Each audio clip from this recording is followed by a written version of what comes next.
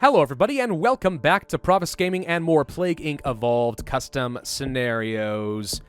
Alright, somebody created a Spanish flu virus, which I need to check out. Let's see, the Spanish flu of 1918, that is not the one. There is another one. Hang on, gotta find it. There it is. 4 stars right now, by A.F. Jenny Buddy. In the year 1918, a deadly strain of influenza virus swept throughout the world, infecting and killing people all around the globe. Over a period of 2 years, it would wipe out 3 to 5% of the world's population. And what if it hadn't stopped there? Is it possible for the H1N1 virus to become dangerous enough to destroy humanity? Not to destroy humanity, I mean to say. A few things of note. Originally, there were multiple outbreaks of the Spanish flu. However, there's no way to simulate that, so assume that this scenario involves only the first influenza outbreak. Fair point.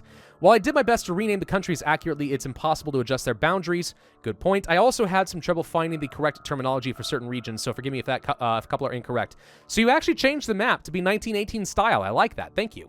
Many similarities to the swine flu, oh god, as they are both based on the H1N1 influenza, but they differ substantially, more focused on the environment. Customized government actions around actual taken, blah, blah, blah. Primary focus, look around, everything is customized. Some countries are set to general disruption by default due to ongoing war. What is this? This seems really good. All right, let's try it. We are a virus type with ATP boost, Darwinist, aquatic chemophile, and symptostasis, H1N1 Spanish flu in China. The year is 1918. World War I is well underway, causing widespread death and destruction throughout Europe. In the midst of this chaos, a deadly virus outbreaks. There is some debate on to where the 1918 Spanish flu outbreak originated. One theory is it began in China, brought to Europe by Chinese laborers. You'd think that the Spanish flu would originate in, like, Spain or something and then spread to China from there. You wouldn't think it's actually a Chinese outbreak that spread to... I mean, how would it be known the Spanish flu? I don't know all the history of the Spanish flu. Maybe we'll learn something in this particular scenario. I don't know.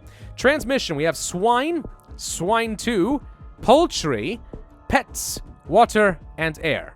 All right, so let's see. Land transmission, rural areas, wealthy countries. Okay, good to know. Symptoms. We start off with nausea, coughing, sneezing. We have access to pharyngitis, pulmonary embolism, which is a little bit lethality, vomiting with a double T, rash. We start off with fever and myalgia. I actually don't want fever, but I can't devolve it, so we have to be careful about that. And headache, reducing concentration. Abilities. We have cold resistance, heat, drug resistance, heat, and drug, whatever. Anyway, whatever. Viral instability and bacterial pneumonia. Virus damages pulmonary lining, causing bacteria into the bronchial tube and lungs. All of that is horrible. So we're starting off in China, which is considered urban but poor. So we're not going to get any help out of swine or pets in this, particularly. I guess poultry could be good. We don't get any benefit from water or air either. Rash, mostly severe. Pharyngitis is okay. I gotta be careful with severity, because we did start off with a fair bit. I think I'll start off with the poultry for a little land transmission and kind of see what happens from there. Truth be told, we probably should focus on getting about everything, though. Not the British Raj? Just India? Alright. Indochina. Arabian Peninsula. Ottoman Empire. Austro-Hungarian Empire. German Empire. France, the USA, Canada, Central America. The world didn't change a whole lot, did it? Belgian Congo. Well, I guess Africa's going to look a little bit different. Anglo-Egyptian Sudan. Ottoman Levant. Italian North Africa. Morocco, Madagascar, Australia, East Indies, New Guinea. Okay. Russia. Yeah, most of the world appears to be more or less the same. But there is a fair bit. A lot of the major players in World War I are still active. Let's go for the pets and the land transmission again, and the swine, just because it looks like we are actually getting around fairly freaking quickly. The German spring offensive begins. In an attempt to advance further on the Western Front, the German forces initiate a series of attacks on the Allied forces. There's a fair bit of lethality going on. I don't know if some of this is supposed to represent World War I or what, but... All right, let's go for some air transmission and some water transmission, kind of unlocking a couple new transmission vectors. I'll worry about getting to wealthy in a little bit. Symptoms, do we want anything right now? We did get the pulmonary embolism a little on the early side. I'm going to go ahead and devolve that. We'll instead go for the vomiting and probably the pharyngitis. For abilities, Cold resistance would be quite good right now, because we're going to want to spread around through the north end a little bit. The German spring offensive ends. It is over, but not without numerous casualties for the French, British, and German. Are all these actually, like, time-based, like in a certain time on the calendar these events pop up? Because if so, that's really good. Pulmonary embolism again. Get the heck out of here, dude. All right, let's see. Sort of spreading down a little bit. We have Kazakh Russia. There's a little bit of cold resistance. That'll help. You leaving in, Yali? Bye, I love you. My poor wife. She has to go and work on a Sunday in the school because as a teacher, you have to work absurd hours in order to keep up with all the kids. And she's got a smallish classroom and she still has to work that much time. It's ridiculous. I tell you what, if you are in school, please be kind to your teachers because they have a tough life. All right? It is difficult to be a teacher. You know what? Go and give them a hug and say, you know, I sometimes give you trouble, but I appreciate what you do for me. Thank you. That would make their frickin' day. All right, anyway, we got headache. We have fatigue as an option. I'm not worried about productivity at the moment, though. Let's go for a little bit of extra air transmission. Now, there's not as many airports, are there? Yeah, there's nowhere near as many airports, so air transmission is distinctly less viable to me. Water transmission is far more valuable, because in those days, airplanes were not incredibly widely used, but people did still travel by boat a fair bit. Let's see. We got pharyngitis. We got a rash. Oh, interesting. It didn't unlock the other things. Whoa. Whoa. All right. Got some good stuff there, though.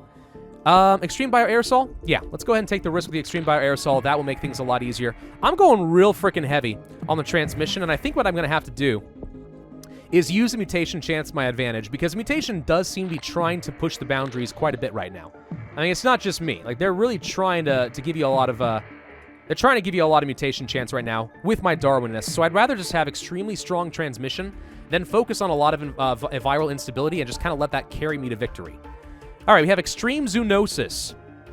Rural, urban, cross-country, mutation chance. Seems like a good risk to me. There's the fatigue. All right, the Great War has ended in 1918. Come to end with a Treaty of Versailles. Surely better things are to come, right? Well, it probably would have been, had people not been quite so aggressive in their austerity measures against, say, Germany. But they did. All right, let's go for more cold resistance, drug resistance. Bacterial pneumonia, I don't see what it does. Maybe it unlocks new, ooh, I wonder if it unlocks new symptoms. That actually would make sense, but let's go for some viral instability. Okay, so we're going to let that start ramping up. What are we missing? Madagascar and New Zealand are the only islands that I am currently missing. We need to get into those. ASAP. And some ports are starting to shut down, which makes me a little on the uncomfortable side, but okay. Let's go for the bacterial pneumonia. That does unlock pneumonia itself, which is good. Can be fatal. All right. Hemoptysis, acute inflammation. Actually, probably shouldn't have picked up that pneumonia. The U.S. molasses flood kills 21. A flood of molasses from a storage tank. Really? Did that happen? Wow, that sounds horrifying. Please, no, Zealand! Why? Dang it, New Zealand! I hate you. All right, we got to restart. All right, so I've infected the entire world, but I did kind of screw a couple things up. So, one, I really had to hold back the pulmonary embolism and all the mutation chance until we got into Madagascar and New Zealand. Those two were holding me back. Once I got that, I opened the floodgates, but I didn't save enough DNA for bacterial pneumonia, which means I actually can't mutate anything else, which means my lethality is kind of on the low side, so I screwed up a little bit here. That is going to end up costing me quite a bit in terms of score, because I'm just not going nearly as fast because I don't have anywhere near enough DNA to get the bacterial pneumonia up and running, which means I can't mutate all this extra stuff and get a lot of lethality. Oops. Oh well. Good news is once you have the coma, the cure progress slows down quite a bit. If I had avoided getting the genetic hardening, we probably would have been done by now. Oh well. Yeah, you got to really hold off on the mutation chance. Hold your horses in until you're in Madagascar and New Zealand. Once you can do that, I think you're more or less good to go. I'm getting, like, no DNA from killing people, and that surprises me a lot. Usually you get some, but if it goes slow enough, it feels like it just never gives you any DNA. Super irritating. One more orange bubble, and I can finally unleash the floodgates. One more? One more orange bubble. Ish, dude. It's going to happen, but it's going to come a little bit on the late side. It's already 1920, so yeah, I've wasted way too much time. I have noticed, by the way, that there's been some customized... Some customized news trackers up here, including, like, trench warfare in the Balkans and stuff like that, which is kind of fun. Like, the author of the scenario was really trying to add a certain level of authenticity. Well, there's the pneumonia. So now we have hemoptysis and acute inflammation. Too little too late at this point, I think. Yeah, the author tried to do some homework here and create an actually pretty good historical representation of the 1918 Spanish flu, but run amok. Which I can really appreciate. Like, kudos to the author for doing that. That earns major brownie points for me if you're trying to go for a historical scenario. I will say I'm a little surprised that I occasionally get things about, like, nuke explosions and stuff in the Ottomans, for example. Like, there are no nukes. It's 1920. I don't think they fully invented that bomb yet. That was a World War II phenomenon. So, oops, but maybe that's something you can disable. Just that little extra level of authenticity, you know what I mean? Also, before we end it, one nice little feature right down here. Notice the population is actually more historical as well. Less than 2 billion people on the planet. That's appropriate. Shouldn't be up to like 7 or 8 billion at this point. So, again, it's like the attention to detail, I think, is one of the reasons I like this scenario. I mean, it's good in and of itself. By its own right, it's a pretty good swine flu kind of thing, H1N1, a lot of the right kind of symptoms it historically fits. The pattern pretty well, but all that extra detail, man, it's good. Absolutely worth the 4, maybe even 5 stars. I mean, I'd say it.